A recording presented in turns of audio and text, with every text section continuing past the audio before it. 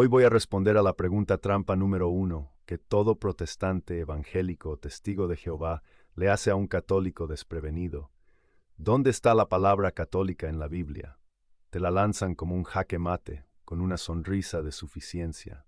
Esperando que te quedes mudo, busques en tu Biblia y al no encontrar la palabra exacta en el índice, admitas derrotado que tu iglesia es un invento humano posterior a los apóstoles. Hoy voy a mostrarte por qué esa pregunta no es un jaque mate, sino un boomerang que se regresa y golpea la nuca de la teología protestante con una fuerza devastadora. Si te han dicho que la Iglesia Católica no es bíblica porque el nombre no aparece en el texto, quédate, porque hoy vamos a ver quién está siendo hipócrita con el lenguaje y quién está ignorando el griego original del Nuevo Testamento. Voy a ser muy directo contigo. Si tú eres de los que dicen, yo solo creo lo que está escrito explícitamente en la Biblia con nombre y apellido, entonces tengo una mala noticia para ti. Tienes que dejar de usar la palabra Biblia. ¿Sabías que la palabra Biblia no está en la Biblia? Tienes que dejar de usar la palabra Trinidad. No está en la Biblia. Tienes que dejar de usar la palabra encarnación, rapto, pastor principal o denominación. Ninguna de esas palabras está en el texto sagrado. Si usas esas palabras es porque describen conceptos bíblicos verdaderos. Entonces, mírame a los ojos y dime, ¿por qué eres tan estricto y literalista con la palabra católica y tan permisivo y flexible con la palabra Trinidad? Eso se llama doble moral teológica. Es deshonestidad intelectual. Y hoy vamos a acabar con eso. No quiero que creas nada solo porque lo digo yo. En la descripción de este video te dejé una lista corta de fuentes en español, enlaces al texto griego interlineal y a las cartas de los discípulos de los apóstoles, para que vayas, leas y veas quién está ocultando la historia. Si eres protestante, te reto a revisar cada una y luego venir a decirme en los comentarios, con citas y argumentos, si San Ignacio de Antioquía mintió en el año 107 después de Cristo, o si tu pastor te ha estado contando una historia a medias. Entre el segundo 8 y el 12, quiero pedirte algo. Si ya viste cómo los críticos de la Iglesia usan argumentos lingüísticos pobres para atacar la fe mientras esconden sus propias contradicciones, comparte este video ahora mismo. Vamos a ponerle fin a esas falsedades con filología, con historia y con lógica. Empecemos con la etimología, porque las palabras importan y el griego no miente. La palabra católica viene del griego católicos. Es una palabra compuesta por kata, que significa según o hacia, y holos, que significa todo o totalidad. Católico significa según la totalidad, universal, completo. Aquí está el contraste brutal que tu pastor no quiere que sepas. La palabra opuesta a católico en griego es heresis. De ahí viene nuestra palabra herejía. ¿Sabes qué significa heresis? Significa selección, elección, facción o corte. El hereje es el que selecciona una verdad y desecha el resto. El católico es el que abraza el todo, holos. Cuando tú dices yo soy bautista, estás seleccionando un rito, el bautismo, como tu identidad. Eso es hasis, selección. Cuando dices yo soy pentecostal, seleccionas una experiencia. Cuando dices yo soy bíblico, seleccionas un libro y descartas la tradición. La Iglesia Católica no selecciona. Abraza la Biblia y la tradición, la fe y las obras, a Jesús y a María. La gracia y los sacramentos. Ser católico es tener la plenitud. Ser protestante por definición lingüística es ser sectario, seleccionar una parte. Ahora el momento que estabas esperando. El pago bíblico. Abre tu Biblia en Hechos capítulo 9, versículo 31. En la mayoría de las Biblias protestantes, como la Reina Valera, dice algo así. Entonces las iglesias tenían paz por toda Judea, Galilea y Samaria. Pero si vas al texto griego original, te dejé el enlace a Bible Hub en la descripción para que no digas que invento, dice, Hemenon ecclesia cajoles tes Judaias. ¿Lo viste? Ecclesia, cath por toda, según la totalidad. De ahí viene católica. Lucas, el autor de Hechos, usa la expresión Ecclesia Catholes para describir que la iglesia no era un grupito local en Jerusalén, sino un cuerpo universal extendido por toda la región. La semilla gramatical del nombre católica está literalmente en el texto griego de Hechos 9:31. La iglesia del Nuevo Testamento ya se describía con los términos que forman el nombre católica. Sé que ahora mismo un protestante está pensando, bueno, eso significa por toda. No es un nombre propio, y la iglesia verdadera es invisible. Alto ahí. Vamos a destruir el mito de la iglesia invisible. Muchos evangélicos, al no encontrar su denominación en la historia antes de 1517, inventaron la teoría de que la verdadera iglesia siempre fue invisible, un grupo de creyentes fieles escondidos en el corazón.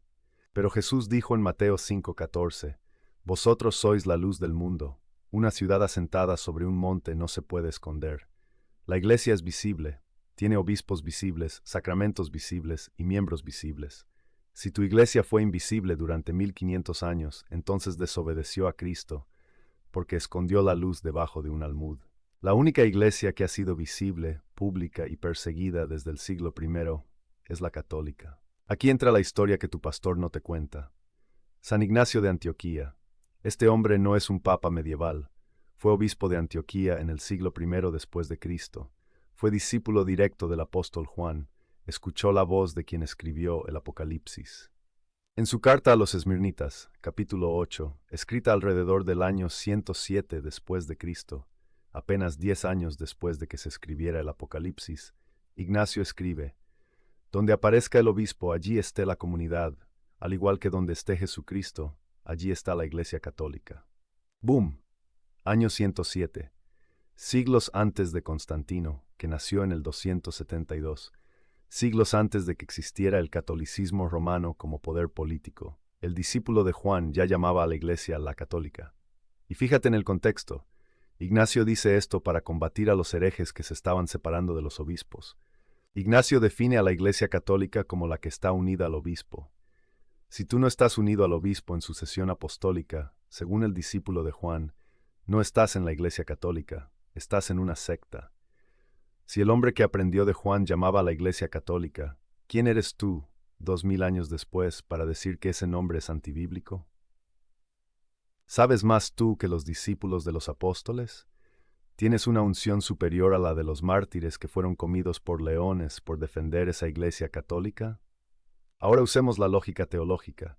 Jesús mandó en Mateo 28:19, Id y haced discípulos a todas las naciones, y en Marcos 16:15, Id por todo el mundo. La misión de la Iglesia es ser universal. Si la Iglesia fuera solo para judíos, no sería católica.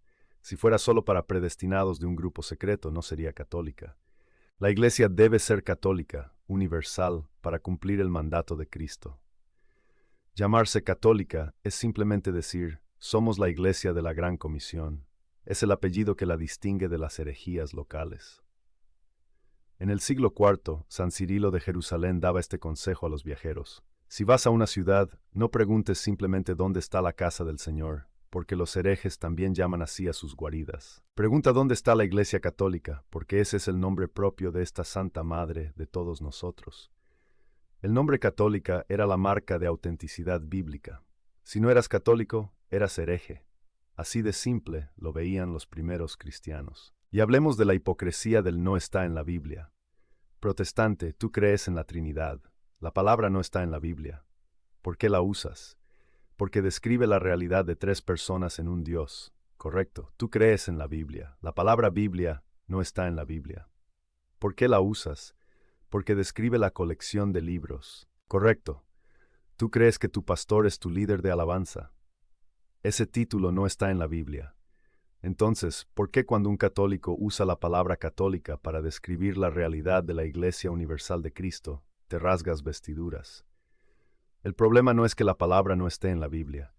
El problema es que tienes un prejuicio anticatólico inculcado que te hace aplicar un estándar doble, uno flexible para tus doctrinas inventadas, como el solo Biblia, y uno imposible para las realidades históricas católicas. Además, piensa en la profecía de Malaquías 1:11, desde donde sale el sol hasta donde se pone es grande mi nombre entre las naciones. Eso es catolicidad, universalidad. Mira Romanos 1:8. Pablo le escribe a la iglesia de Roma, la base de la iglesia católica, y dice, vuestra fe se divulga por todo el mundo. En el siglo I, la fe de la iglesia romana ya era católica, divulgada por todo el mundo. Ninguna otra iglesia local recibió ese elogio de Pablo de manera tan explícita. La iglesia de Roma nació con vocación católica, mundial. Mientras otras iglesias desaparecieron, como las de Asia Menor, la de Roma sigue ahí, presidiendo en la caridad universal. Si crees que estoy leyendo mal la historia o el griego, Dime exactamente en qué parte. Ve al enlace de Bible Hub en la descripción. Revisa el griego de Hechos 9:31. Ve al enlace de Primeros Cristianos y lea a Ignacio. Si eres testigo de Jehová, mormón o de otra secta y piensas que esto es falso, explícamelo en los comentarios sin cambiar de tema ni saltarte esta frase. Si católica es un invento pagano posterior, ¿por qué el discípulo de Juan la usaba para describir a la iglesia de Cristo? ¿Y por qué Lucas usó la raíz de esa palabra para describir a la iglesia primitiva? Y tú, católico, levanta la cabeza. Tu nombre es un título de honor y de guerra. Significa que no perteneces a una secta de esquina fundada por un hombre hace 50 o 500 años. Perteneces a la totalidad. Perteneces a la familia que habla todos los idiomas, abarca todos los siglos y une la tierra con el cielo. No dejes que nadie te quite el orgullo santo de ser católico. La realidad es ineludible. La palabra católica no aparece como título en la traducción española, pero su raíz, católicos, está en el griego de los Hechos. Su concepto es el mandato de Cristo, ir a todo el mundo. Su opuesto es la herejía, heresis, y su uso histórico se remonta a los hombres que tocaron a los apóstoles. Rechazar el nombre católica por no estar en la Biblia es un argumento infantil y deshonesto que, si se aplicara con rigor, obligaría a los protestantes a dejar de usar la palabra Biblia, Trinidad y sus propios nombres denominacionales. Hoy solo tocamos una parte del problema. Falta ver qué pasa cuando comparas esto con la afirmación de que Constantino fundó la Iglesia Católica, y eso lo voy a mostrar en el próximo video, porque es la mentira histórica que sostiene todo este rechazo y que se derrumba al leer a los padres de la Iglesia. Si crees que me equivoqué, corrígeme en los comentarios, pero con Biblia completa y si puedes con fuentes en español mejores que las que te dejé en la descripción. Si no las tienes, pregúntate por qué tu teología depende de atacar palabras en lugar de analizar realidades históricas y gramaticales. Si eres católico, usa este video y las fuentes de la descripción como tu caja de herramientas. Y si ves comentarios protestantes o de otras sectas con el argumento del nombre, responde con caridad pero con firmeza, citando a Ignacio y el texto griego de Hechos. Antes de decir que miento, baja la descripción, abre cada enlace católico y no católico, léelos en español y luego ven a los comentarios y dime con calma quién está engañando a quién. No cierres YouTube, salta ahora al video donde desmontamos el siguiente gran mito sobre que el emperador Constantino inventó el catolicismo. Está al final de este video y en la descripción. Si no lo ves, seguirás debatiendo con munición vieja y creyendo leyendas negras.